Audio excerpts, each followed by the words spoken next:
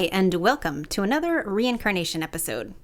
We previously explored an interesting reincarnation story that mostly stands on its own, so if you haven't listened to that one yet, you may want to go back and check it out. It has some background information on how many Americans believe in reincarnation and what scientists have to say about it. If you miss any references we make, they are probably to previous episodes. So remember, you can always go back and then rejoin us here. And go back again. And rejoin us here again. And go back again. And rejoin us here. And go back again.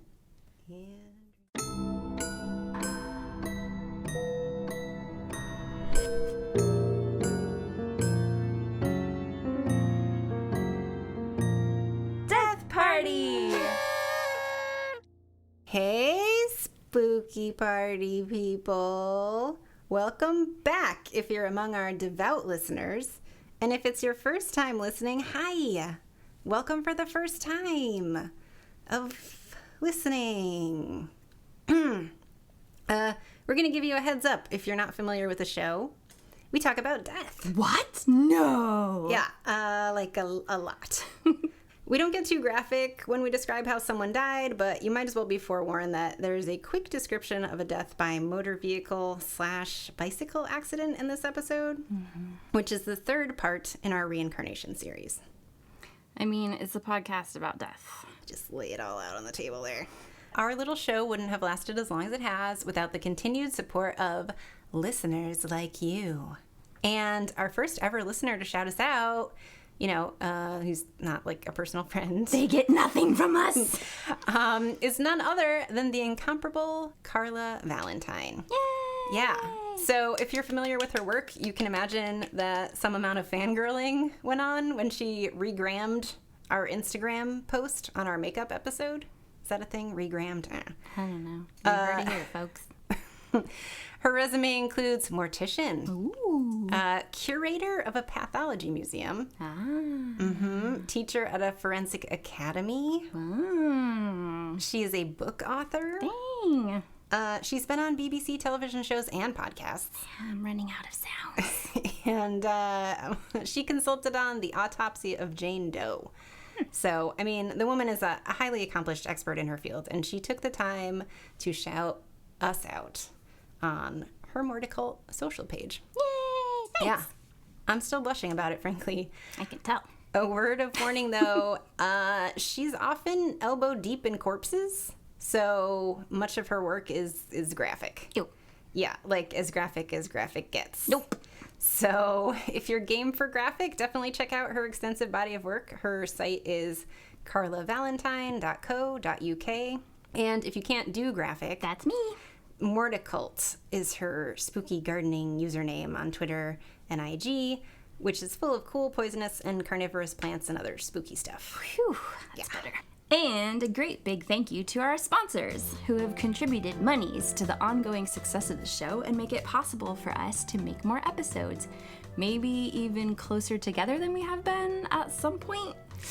Ooh, ambitious. So thank you to Jeremy Jones. Are your bones too stiff? Do you need them crushed or karate chopped down into smaller pieces or even dust? Well, you're in luck. Jeremy Jones has the strongest hands in the business, and for only 199 easy installments of $49.95, he will squish your bones down into whatever shape and size suits your needs. With Dust for Bones, the possibilities are endless. Sick of paying for airfare? No problem. Without the hassle of regular shaped bones, bending yourself into a pretzel and mailing yourself in a cardboard shipping tube to far off destinations is a snap. Tired of losing your remote under the couch? Just out of reach? It's a non-issue when your shoulders will bend in any direction because your bones aren't all stupid and rigid anymore. Yes. There aren't enough hours in the day to sing the praises of having your bones squeezed into dusty little bits. So contact Jeremy Jones today. Not liable for unwanted consequences resulting in but not limited to shortening, bendiness, and this should go without saying, but obviously, death. And thank you to Alona. If you require the sweet release of death but don't know how to get there, problem solved. Alona's super soft Bengal kitties will be hand-delivered to your door by an unsuspecting courier who has no idea what they've gotten themselves into. Upon delivery, these super soft Bengal kitties will snuggle you until you forget to breathe. Oh. If you thought breathing is something you don't have to remember to do, we're here to tell you yes. Usually yes, but no. Because these super soft and snuggly Bengal kitties just happen to be magical psychopomps conjured into existence by Alona herself. So fear not, death is at your door. And it's really, really adorable. Aww. Super soft Bengal kitty, psychopomps is not liable for death. I mean, that's the point, isn't it? Also want to say a thank you to 2 of our Apple podcast reviewers. McIntyre, who said our insights help them accept and celebrate their mortality. Aw, that's like what we're trying to do. I know. I mean, it's working. It's working? For somebody, apparently. So, yeah, thanks, McIntyre. What do you think that user's name is about? Skim McIntyre? They left out some vowels, so I don't know. We may never know. They're in a tire? No. Oh, like the progressively bigger tires that ladies hid under their crinolines that resulted in skid marks. Don't get trapped in a skid mark cage, McIntyre. Don't get trapped in a skid mark cage. I mean, that goes for all of our listeners. Hey, you, person listening to this right now. Yes, you. I know you're just trying to manage your day. You've got an agenda. There's some you need to get done. I don't want to overwhelm you. You're doing great, but just while you're keeping your together and maybe even trying to get a little bit ahead in the world, I know it's a lot to handle, especially right now. Just don't get trapped in a skid mark cage.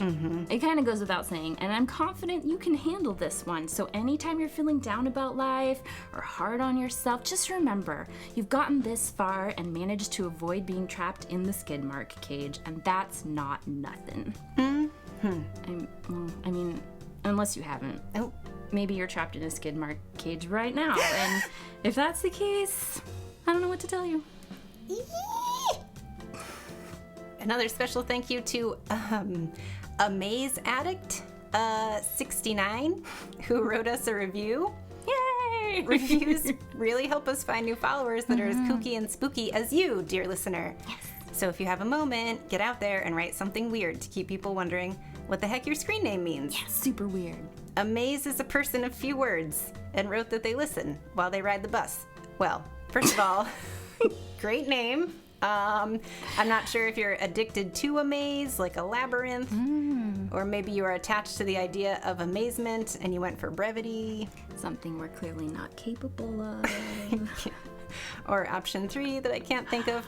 And then, of course, I assume the number 69 refers to the bus that you take, or your favorite bus. So thanks for taking the time to review the show, and may your bus rides be not jam-packed full of sweaty people or unnerving creeps. Good luck.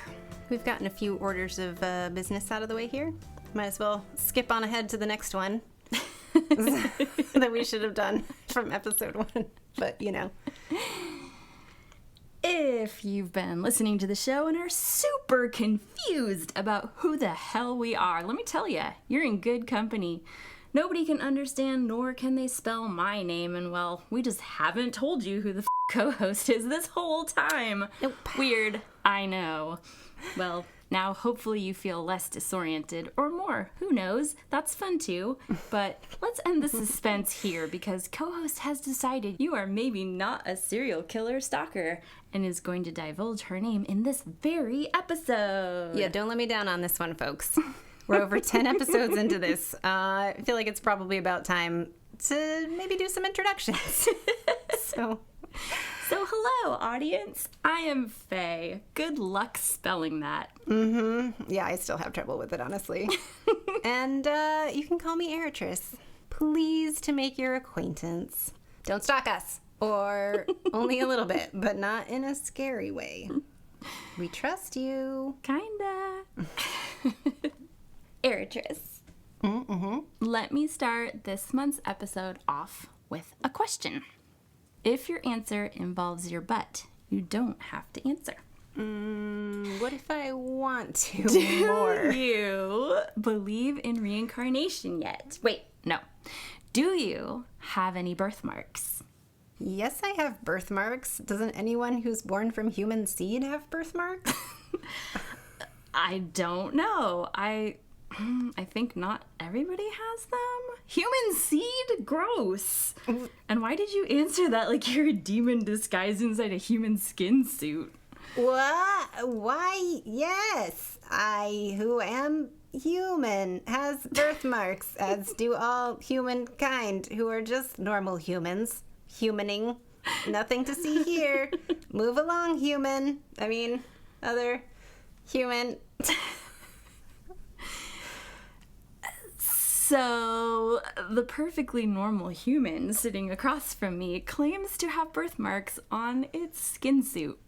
Listeners, do you have birthmarks? Do you not have birthmarks? This is weird. I always think about all the things, and that is a thing that I had not thought about yet, and now I feel weird. If you don't have birthmarks, I'm gonna need you to let us know.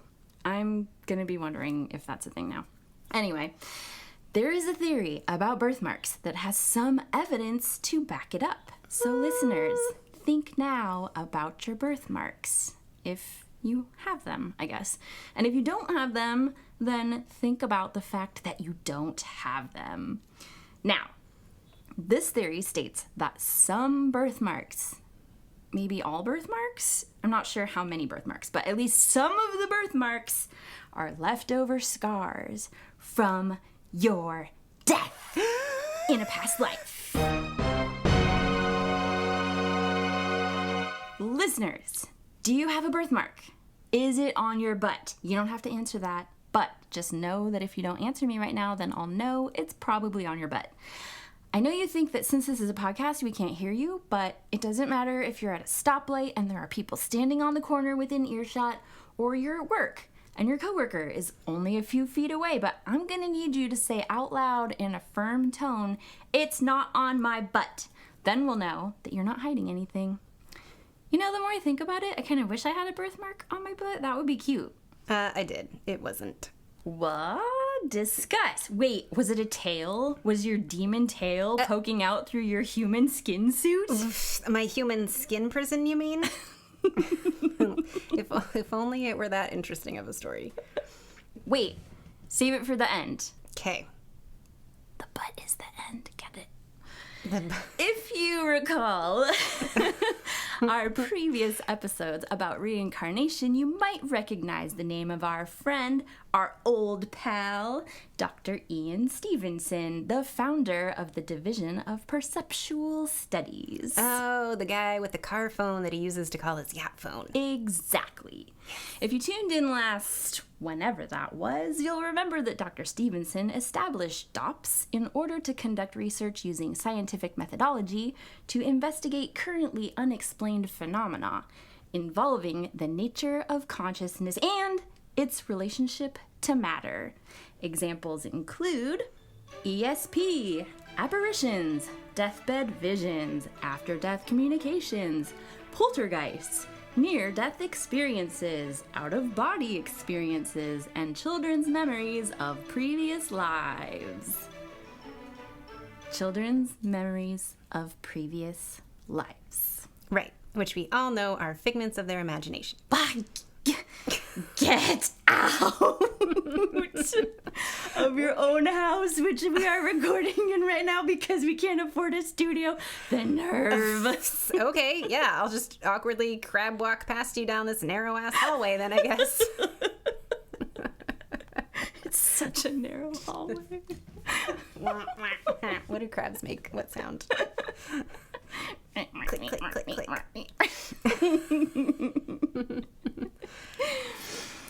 In our previous episode about reincarnation, we talked about the case of James Leininger, James L. Little James remembered so much of his past life, and the people involved in the story were able to verify so much of the story that it has all the makings of a great case.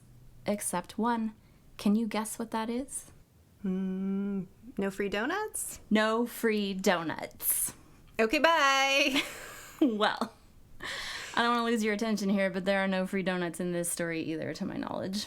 Okay, I don't want to lose your attention here. So I can only assume that you don't particularly care if I pay much attention to it, because if you want me to pay attention to it, you'll sprinkle this story with donuts. Donuts with sprinkles. I do prefer a good glaze to sprinkles, though. Oh, one of my favorite donut places started doing this mango glaze during COVID. Ooh, introducing the reincarnation case of Purnima Ekanayake.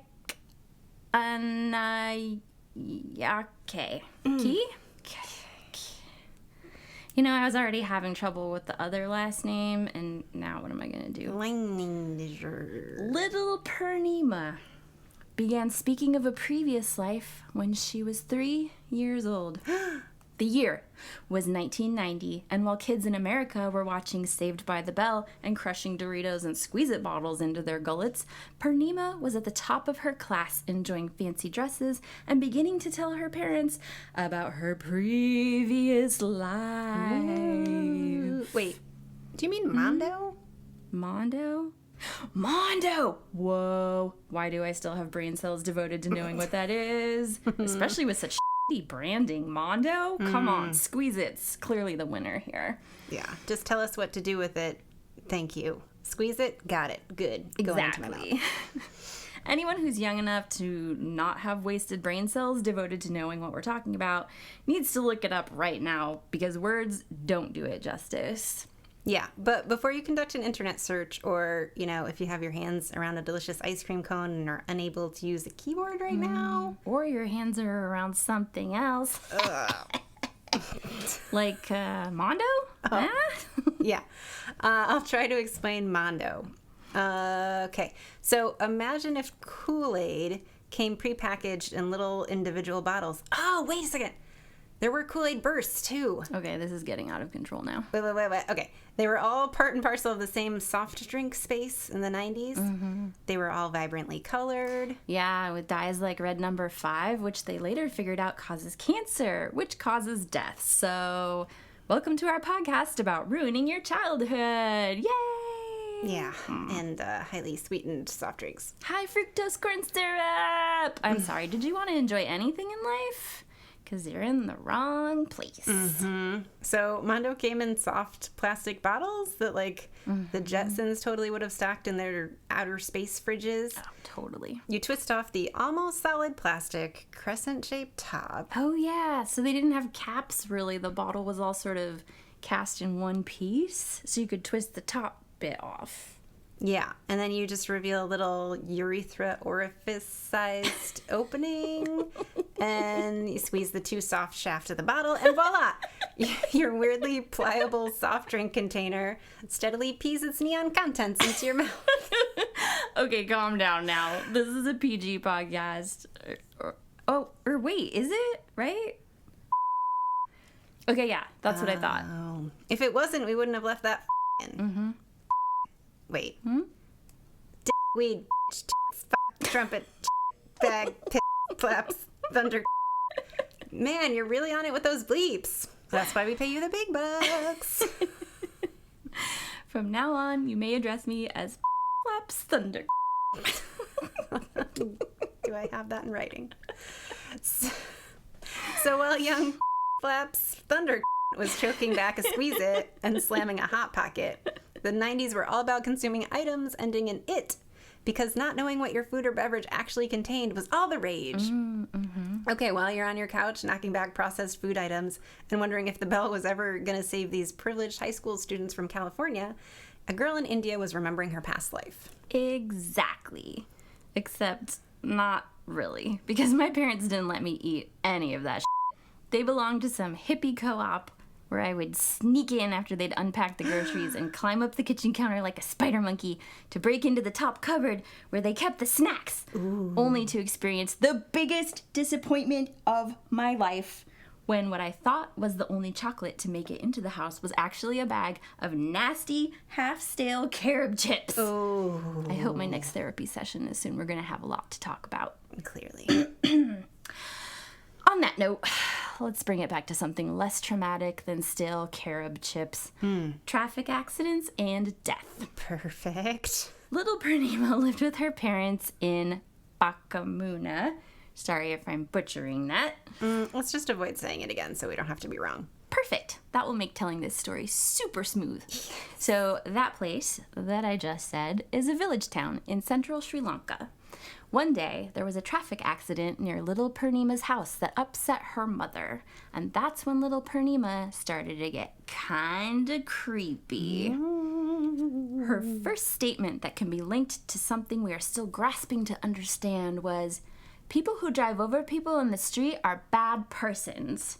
Which, I mean, we can all get behind that, wouldn't you agree? Yeah, I mean, as someone who lives in constant terror of this threat since most of my commuting is done by bicycle, no argument here. That's maybe not the strangest thing for a person who's witnessed a traffic accident to say, even if they are 3. But she followed it up with telling her mother, "Do not think about this accident. I came to you after such an accident." And proceeded to tell her mother how she had been run over by a large vehicle, closed her eyes, and then came here. When her mother asked if she'd been taken to a hospital when she was run over, Purnima replied, "No, a heap of iron was on my body." Are the hairs on the back of your neck standing up right now? What about the hairs on your butt? Why is this episode so focused on butts? Thoughts? I mean, since you're asking, I do braid the hairs on my butt specifically so that they don't stand up. Also, you know, a nice French braid on the old assaroo really amps up the class level. So, without being too fancy pants. You know, you got impromptu cocktail hour with your partner's coworkers, French braided ass. Last minute tennis lesson before casual dinner with friends, French braided ass. Splashing around in a free-flowing street hydrant with the neighborhood kids, French braided ass. That sounds a little fancy for a hydrant party. I guess it depends on the kind of hydrant parties you go to. Oh. Wow. What are you talking about? I don't know. Please make me stop. Moving right along. Nothing to see here, folks. As sometimes happens with these children who tell stories of remembering a past life, about 20% actually, Purnima also remembered an in-between place between her most recent lives. She told her mother that after the accident, she had floated in the air in semi-darkness for a few days. She saw people mourning for her and crying and saw her body at her own funeral. She also said that there were many people like her floating around. And I can't for the life of me figure out what the hell that means. Yeah, the skeptic in me has to ask if she was confusing them with birds. What? There are some really large birds, you know, human-sized even. Kids know what birds are. I'm not talking to you anymore. I'm only talking to our listeners for the rest of the story. Fine, there's no donuts in it anyway, so... Listeners, not Eritris, do you think that little Purnima was talking about ghosts that are just, like, hanging around at all times?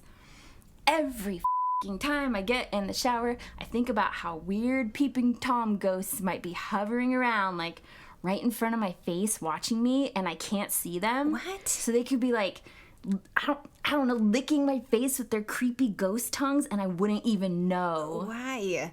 Too many horror movies? The age-old question. If a face gets licked by creepy ghost tongues in the shower, but no one there can feel it, does it still happen? Counter question, if there's no way to know if your face is getting licked by creepy ghost tongues in the shower, then are you essentially getting psychologically licked by creepy ghost tongues all the time? Because you can never know either way, but now you can never unthink it. I long for the days before I ever had that thought, because now showers are just ruined forever. Yeah, I think it's safe to say you just ruined the showers for some listener out there forever, too. You're welcome. Hey, some people have a thing where they like being watched and licked by ghost tongues, so... I guess. Everyone else, sorry, but you're probably at home watching American Horror Story or The Ring or some shit all the time anyway, so it's not like any of this is news. Also, Don't anybody try to start a band called Licked by Ghost Tongues, because that's mine. You can make posters for it, though, if you want. I gotta say, high-class organs might still be available, though. Oh, that's so good. Let's just decide that real life is nowhere near as creepy as the that we can come up with in our twisted and shriveled minds. So maybe everyone was just floating around more like a limbo waiting room where they don't have an agenda or watch you in the shower or lick your face. Maybe everyone is just kicking it until their number gets called. Ooh, like the waiting room in Beetlejuice when the Maitlands are trying to see their caseworker. Yes! If I knew then what I know now, I wouldn't have had my little accident. So good. Ugh, that's a lot more comforting than the ghost licking thing, I think. To be honest, neither one is super appealing, but let's go with that. Okay. In this in-between place, little Purnima described seeing some light, going to it, and then arriving in Bakamuna with her family. Damn it, we weren't going to say that again in case I'm butchering it. Oh well. This is the other weird thing about stories like this. For Purnima, floating around in ghost limbo, her perception of time was that she was in some kind of ethereal waiting room for only a few days. Sounds like the kind of place that would for sure keep Enya on loop like 24/7. You know, if time is even a thing there. Mm-hmm. I'm also picturing like bowls of candy, but the kind of candy where you just have a couple and not whole fistfuls. Oh, like those tiny dum-dum lollipops that barely even count as candy because you can eat one in about 5 seconds and then you're just left with a soggy, papery lollipop stick dissolving all over your mouth.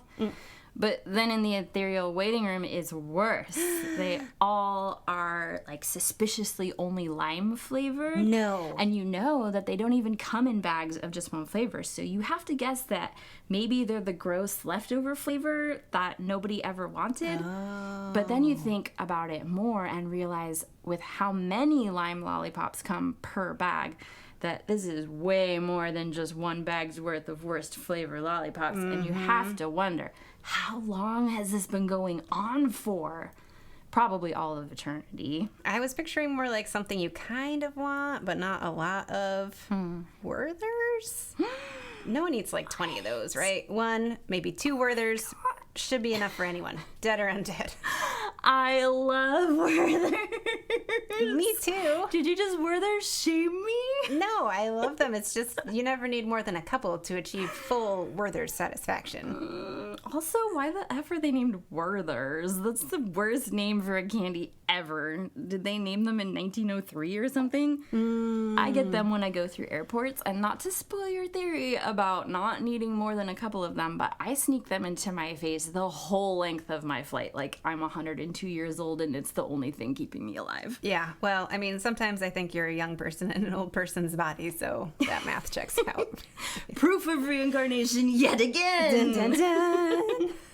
I definitely feel like a young person in an old person's body, or an old person in a young person's body, or maybe I'm just like a vampire or something, right?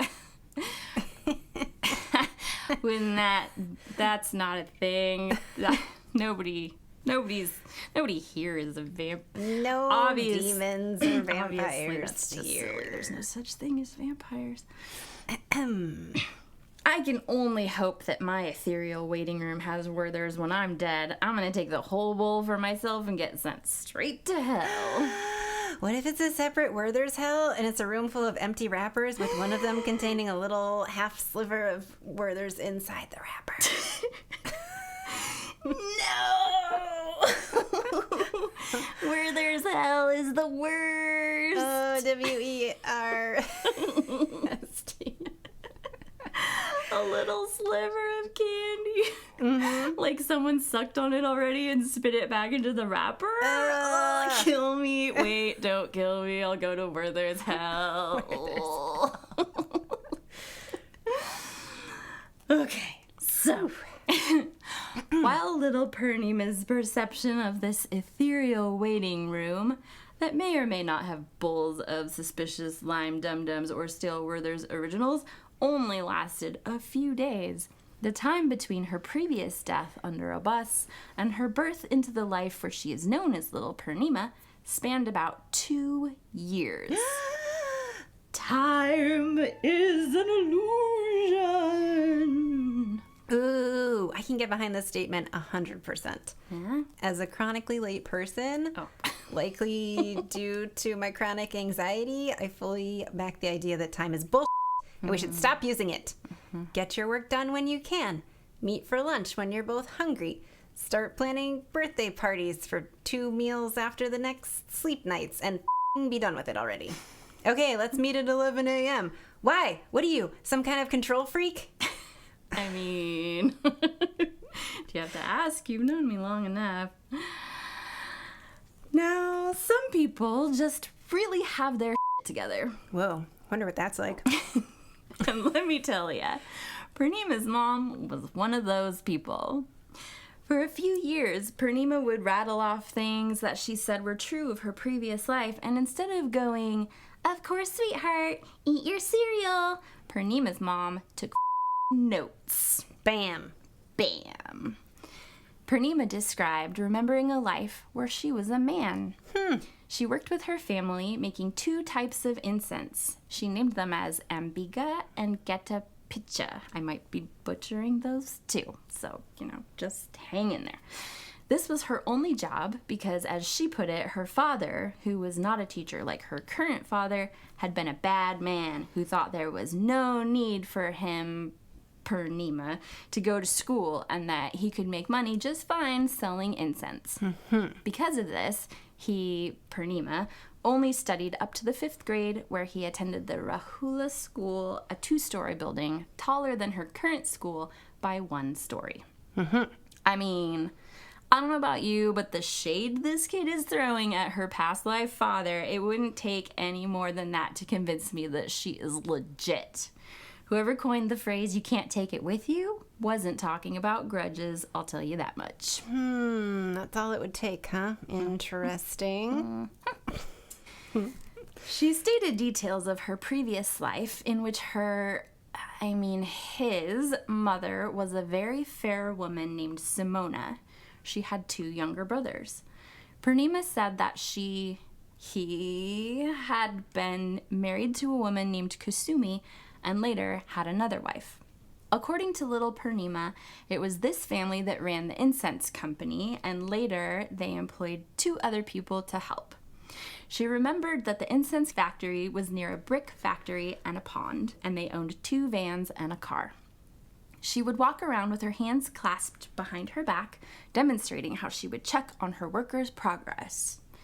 She detailed that it was while bringing this incense to the market on a bicycle. Pedaling along, getting some exercise, smelling all good and spicy. Okay, this is the trigger warning part, but we'll be brief and not terribly specific, and honestly, you already know what's coming. I mean, you're listening to a death podcast, so... Anyway, it was while bringing this incense to market on a bicycle that past Purnima had been killed, run over by a large vehicle. No. So, that's a lot from a child of between 3 and, I don't know, I want to say 7-ish. If this was your kid, what are you thinking? Oh. I mean, honestly, I was thinking about donuts, but I was thinking about this. Shocking.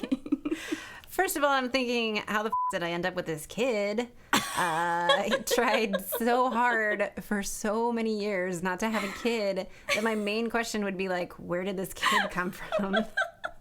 Did the 69 bus just drop her off on my doorstep one day like the stork? Oh, wait, the 69 never brings about kids. If it does, you're doing it wrong. But okay, let's say you had committed to motherhood and wanted a kid, or I don't know, maybe not, shit happens, but you end up with this kid. So how would you deal with this wild story she's telling you? I like how you just said you wanted a kid or not. Happens. It does. People out there are listening I didn't want this kid either, honey. Well, for one, I'd be glad that she's imaginative, and I'd be encouraging her because imagination is precious, and it's something that so many people lose later in life. Aw, that's so supportive of you. Thanks. Wait, but also skeptical. But even as far as imagination goes, it's oddly specific. One evening, little Purnima's family was watching a documentary that mentioned the river Colombo, and without skipping a beat, Purnima said, "I lived there, on the other side of the river." The other side of the river was an area called Kelania, and that happened to be where one of little Purnima's new teachers was from. His name was Sumanasiri, I think, and he frequently went back to the area that little Purnima recognized as her undead home. He took interest in her story and did some investigating of his own one weekend when he was in the area. Sumanasiri, the teacher, found that there had been a couple incense makers in the area, one who had stopped working and another named Wijasiri that belonged to a whole family of incense makers. It was this second incense maker that sounded familiar. When the two met and the incense maker was asked about his family, he told little Purnima's teacher that he produced 2 brands of incense. Do we remember what the brands were that little Purnima listed from her previous life? I remember they were not English words, and even if they were, I probably still wouldn't remember them, to be perfectly honest. Exactly. Great. Ambiga and Gitapicha. Gitapicha. However you pronounce those. And do you want to know which brands of incense this man's family made? Well, since your eyes are shining with glee and you're drawing out the suspense, trying to keep me on tenterhooks, waiting for the next part of the story, I'm going to take an estimated guess and say Ambiga and Gita Picha?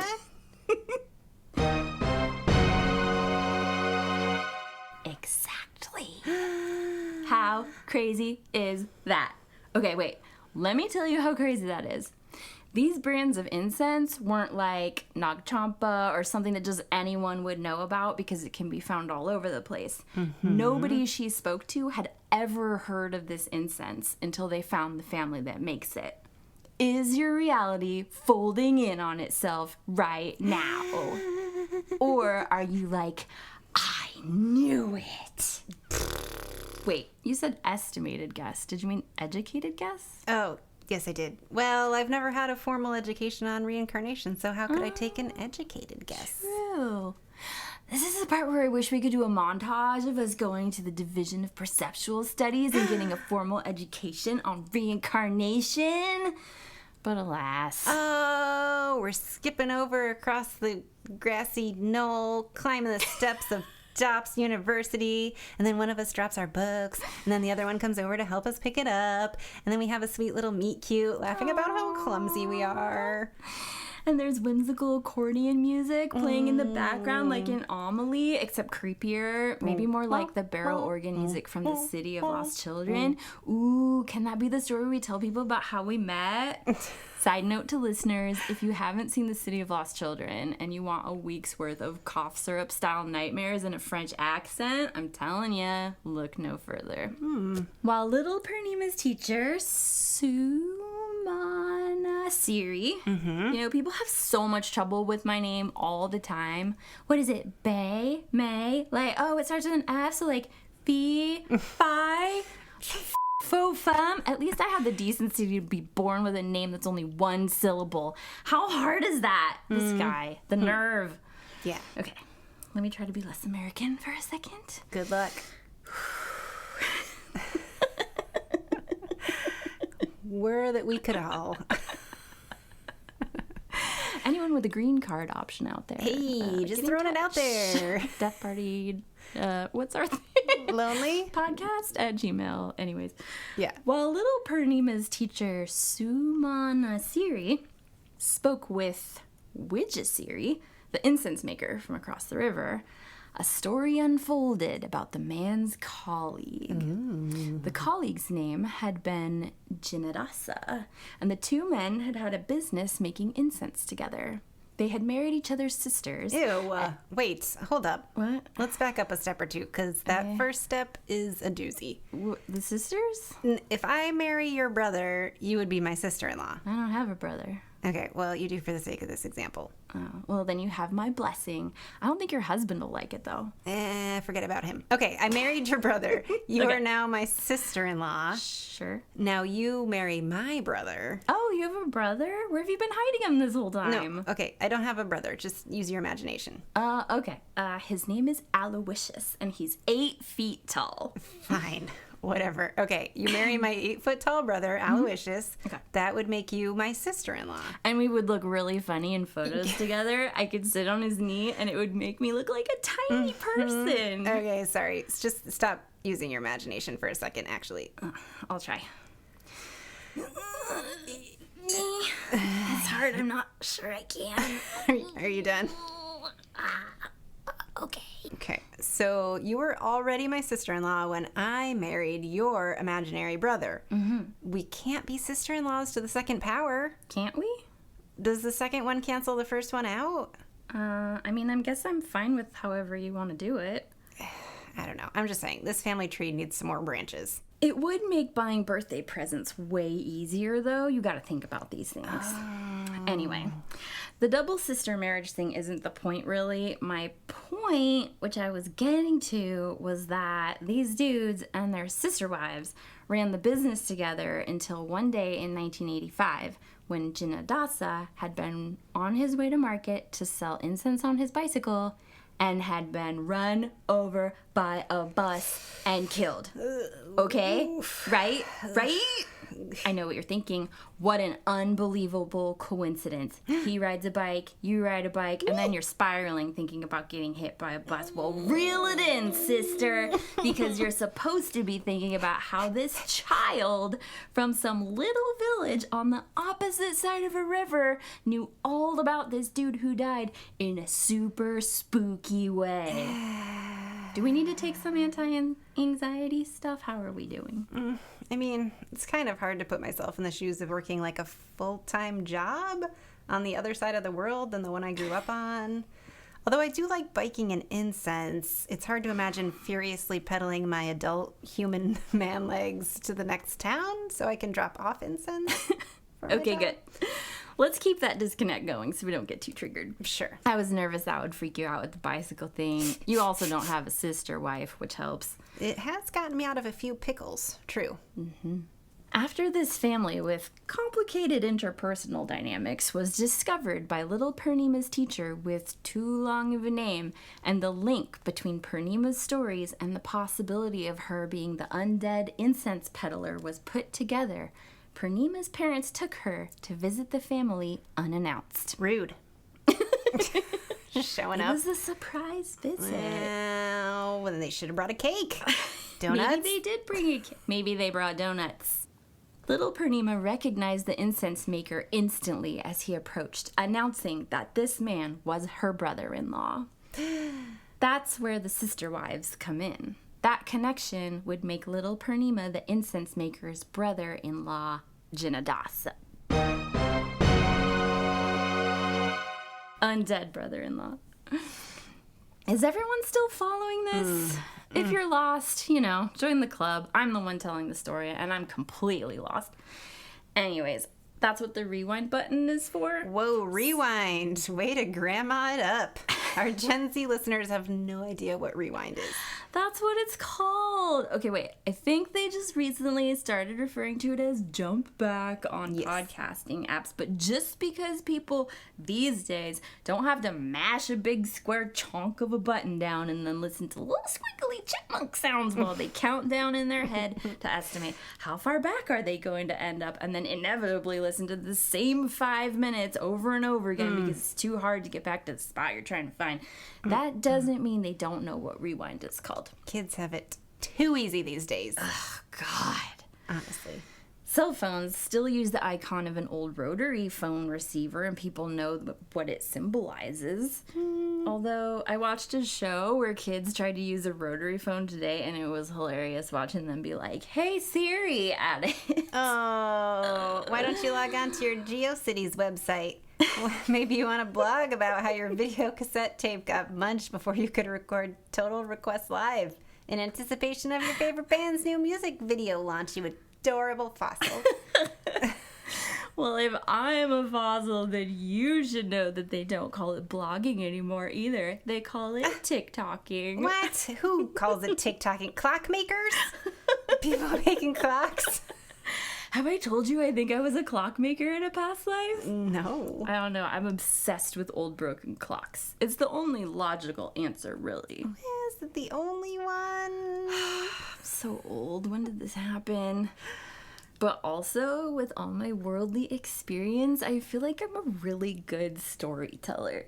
If the goal is to confuse the shit out of everyone and go on a bunch of side tangents for a million years and forget what I was talking about entirely. Oh, man. Yeah, we would get every golden statuette ever if this was an award category.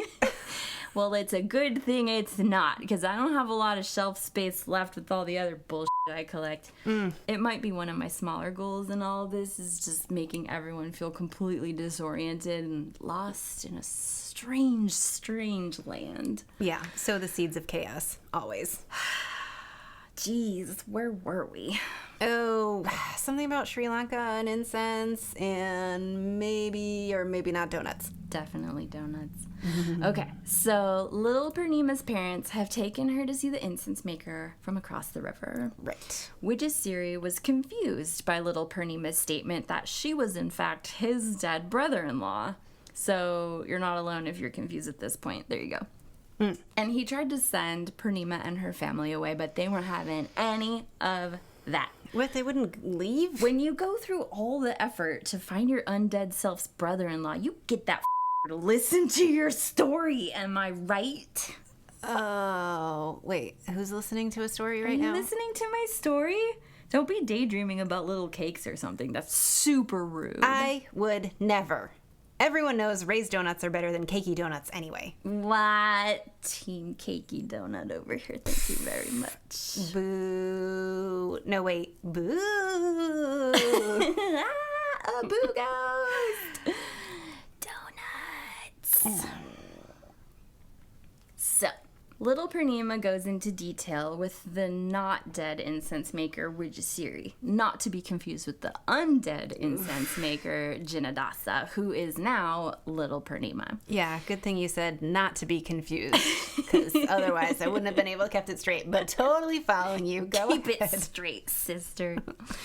She goes into spooky accurate detail about how they had run their business together, information that she basically could not have known.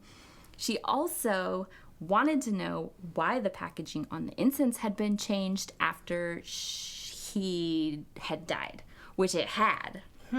Pretty specific knowledge of this dead man's life for a little-ass girl from a town on the opposite side of a river somewhere. Okay. Purnima continued to convince the other incense maker of her undead identity by referring to an old accident wherein the other, not dead incense maker had hurt his knee, and other details that, again, only an undead incense maker could know. This little girl could only be the undead incense maker Jinnadasa, who had been smushed under a bus years prior. Who, it turns out, was a f***ing scoundrel. Whoa. Because it was around this time that little Purnima confided in her mother, of all people, that he had had 2 wives and to keep it on the DL. Ooh. Yep, she is quoted as having said, "This is a secret. Don't give them my address. They might trouble me." F***ing cad. Wow. I'm not sure how I feel about calling, I think around this time she might have been 6 or something maybe, so I'm not sure how I feel about calling a 6-year-old-ish girl a cad, but he was a cad. A real rapscallion to boot. Nobody knows what a rapscallion is anymore. Okay, you started it, sister. You're just gonna make them more confused if they have to keep referencing a dictionary. This week's episode brought to you by The Dictionary. Yes, The Dictionary. Listening to a podcast so you don't have to look anything up your damn self? Well, too bad, mother. You're going to use a dictionary, and you're going to cultivate a burgeoning proclivity regarding doing so. Indubitably. Okay, so at this point, little Purnima is getting so spooky that it's drawing some attention. a psychologist and research associate at the American Society for Psychical Research named Erlander Haraldsson. Struggle through it. Sorry, Icelandic people. I can't pronounce that one either, and honestly, you don't need that many extra letters anyway. Seriously, I thought those Nords were supposed to be minimalists. Yeah, who's really running IKEA? We're hip to your ruse, whoever you are. Don't think that we don't know that you build those places like a maze so we can never get out, jerks. When you find me asleep on a pile of your Haugesund that I've dragged into your teen bedroom display, I got trapped by your dark patterns and you've got no one to blame but yourself. Wait, that is Swedish. Swedish, yeah.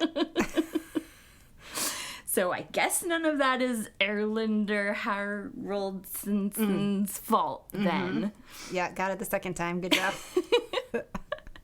At first glance, he is not part of the evil IKEA empire, so we can trust him. Instead, he worked with our old pal, Dr. Ian Stevenson, at DOPS, studying reincarnation stories, and carried out multiple visits with Purnima's parents and others around her who had witnessed this absolute spooky business. So this guy, Erlander, was able to actually verify many of the details that little Purnima had reported about her past life, including the thing about the two ladies in undead Purnima's romantic affairs. All the information she had given about these women in his past life was completely accurate. Down to the small twist that undead Purnima wasn't exactly married to both the women he was spending his time with, which is still damn accurate for some 6-year-old from another town on the other side of a river, and also something a complete cad would try to be hazy about. Yeah, true. Cads and their interminable subterfuge, am I right? You said it, brother. In the case of little Purnima, 20 statements that she made about her past life where she lived as Jinnadasa were recorded. When they were investigated, 3 statements could not be checked, 3 were incorrect, and the rest were all true. What? 14 statements. Another detail of her case that Erlander looked into was a strange spattering of birthmarks that little Purnima had across her ribcage on the left side. This area is where she described being hit by the bus that had ended her past life. During Erlander's research into Purnima's case, he obtained permission to see the autopsy of Jinnadasa, which showed the area where the man had been underneath the bus. The vehicle had driven diagonally across the man's chest, which did bad things to his body. Yeah. Specifically, his lungs.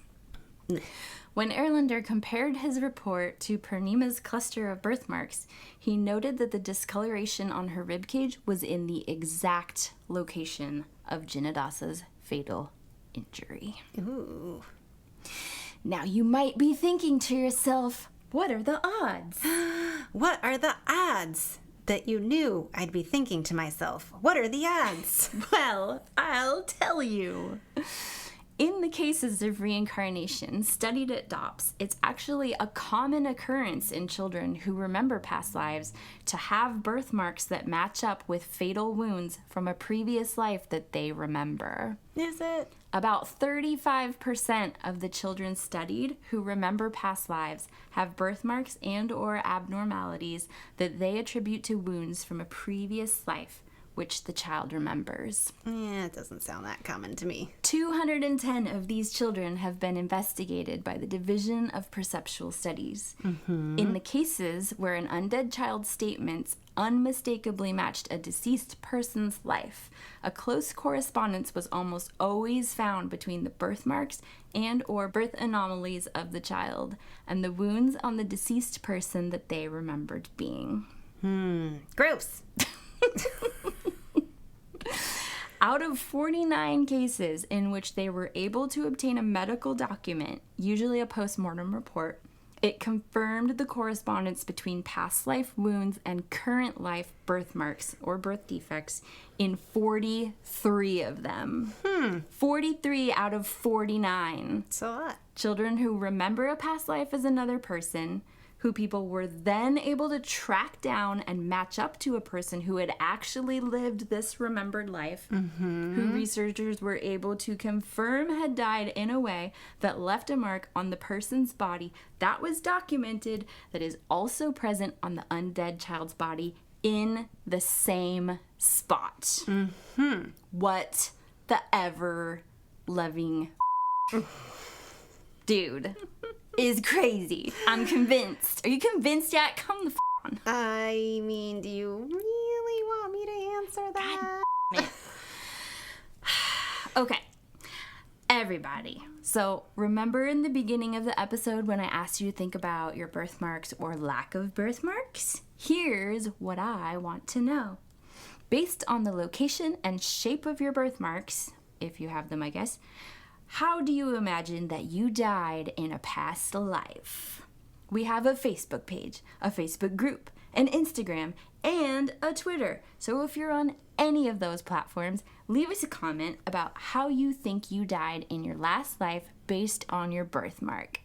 And if you don't have a birthmark, leave a comment about why you think you don't have one in relation to the concept of reincarnation. I'm going to go first because I have a birthmark. It's a jagged, splotchy, light coffee-colored mark on my side, just below my armpit, kind of right back like where my boob starts to be a thing. It's in line with my heart, but on the side, if that makes sense. And here's the weird part. I have a broken off piece of that same birthmark on the inside of my arm on the same side, positioned just so that when my arm is down by my side, they touch. Your arm touches your side? That's how arms work. Yeah, but so my birthmark is like on both. Oh. Even though they're not necessarily like connected like right there. They're connected in a totally different spot. But the birthmarks line up and touch. Like if you colored a spot on your arm and then you put it down and it touched your side and then you would get that mark on your side. It's like that. Yeah. Only I'm mostly sure that's not how birthmarks work. Yeah. So I think in my past life, maybe I was like shot or stabbed. I don't know. Maybe I was like marched on by a bear or like right in the side. And in the process, they got a little piece of my arm that was right there. If this whole story about little Purnima and perceptual researchers and multiple accounts of children remembering past lives that can be tracked down and matched up, if all that doesn't have you convinced yet, then I feel like maybe I just got you there at the end with my weird birthmark.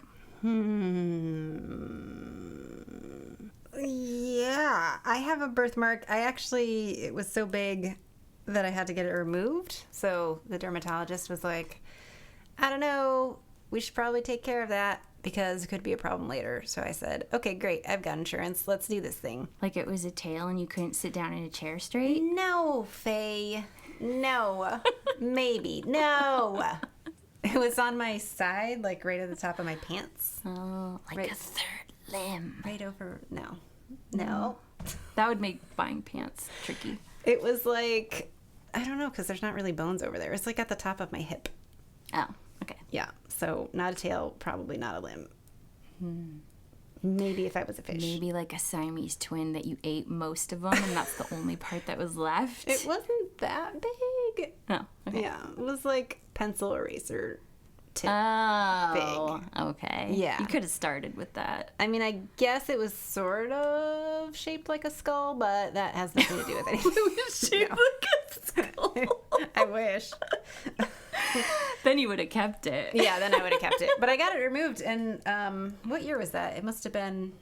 Do you have it? Did you like keep it in a little jar? Do you talk to it at night and keep it under your pillow? Do you want me to say yes?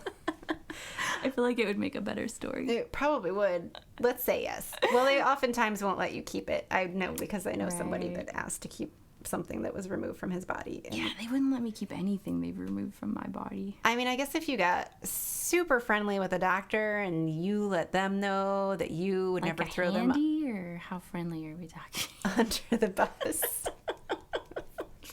Yeah, because, like, they could probably lose their license or something. I don't know. Or I was told it's biohazardous waste. Yes. Yeah, so But then I know other people that have their teeth that got pulled out. So what the I think teeth are different because it's not, if there's no, because you there's can wash blood them. in them.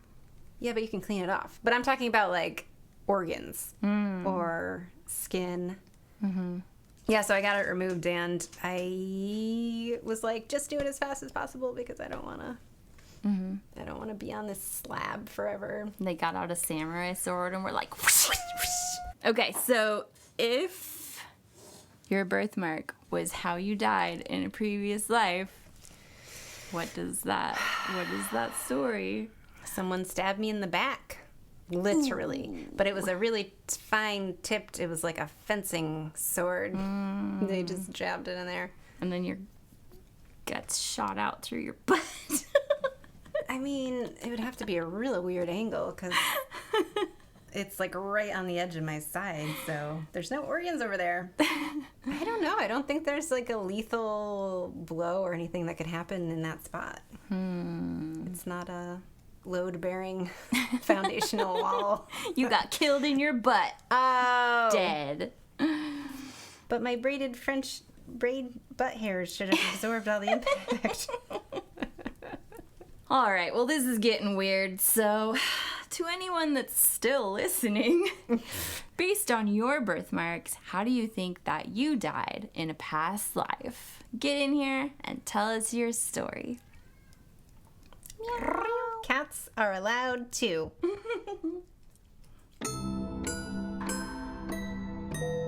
If you're a weirdo like us and are enjoying the podcast, we will absolutely freak out if you write us a great spooky review. I'm freaking out right now just thinking about it. Or tell a couple friends about us. Or join our Patreon. Or all of the above. Mm-hmm. We're doing our best to continue bringing you spooky, mysterious, and maybe comforting in a weird way content about death and all its weirdness. And the more support we have from you all, the more possibler that is. Because little podcasts like ours don't even show up in search results until we get more likes and more followers. So if you want us to continue to exist, do the thing. Pretty please. Please. You can help make it happen. And then give yourself a big old pat on the back because we think you're great. And then whip around like, who was that? Ooh, who's there? As if your hand was a disembodied apparition. That gets me every time. I bet it does. So, in addition to revealing my very exciting name that you can now call me when we meet face to face, we do have an event lined up where you can meet me face to face if you are in our neck of the woods, which is Portland, Oregon. It's pronounced Oregon. We will be at Oaks Park on September 4th from noon to 7 p.m. for the Swamp Meet. It's free to attend, and there will be spooky stuff to buy from local vendors. There's some spooky art. There's a fortune teller, live music, and even more swampy goodness, including maybe the best and swampiest goodness of all, us. We're so swampy. Your favorite death-obsessed podcast host. Hooray! So come say hi and let us know if you, just want to riff about the podcast, this whole thing we're doing. And let us know if you have any ideas for an upcoming episode or something. We'll think about it. Bribes accepted.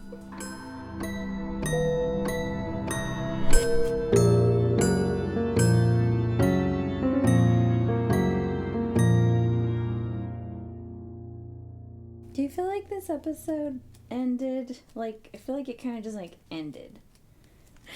That was a story.